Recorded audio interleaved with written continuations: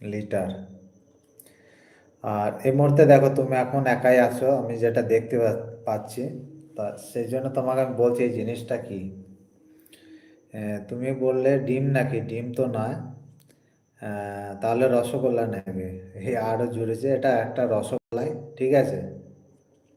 এটা একটা রসগোল্লা। এবার বলো যে লাল কেন। লাল কেন? খাজুর।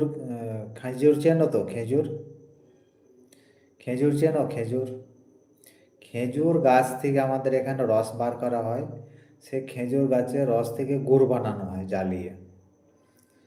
তো এই যে রসগোল্লাটা একটাও হারে নাই, তাহলে বাদ পড়ে গেলে কেন?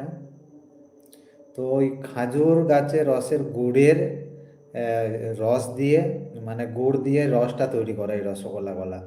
তো হেভি সেন্ট হয়, খেতে খুব টেস্টি হয়। এইটাই শীতকালের সময়